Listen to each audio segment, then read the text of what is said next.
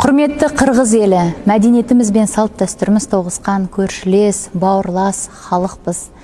Өткен шақта талай қиындықтарды бірге өткердік, және бүгінгі таңда да осы қиын қыстау кезеңді бірге өткереміз деген сенімдемін. Күллі қазақ елінен ән сәлемдемемізді қабыл алыңыздар.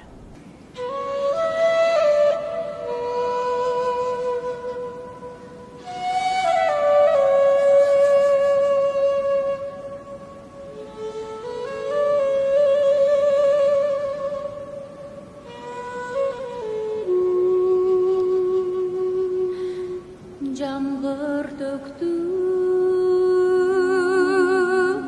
еш басылмай,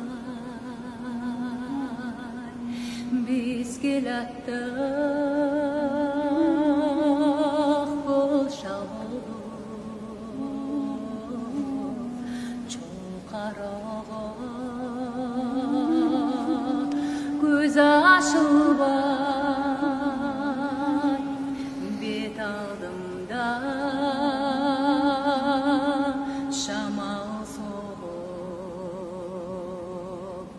күн күркіреп, жаңбыр төкті, ошалғы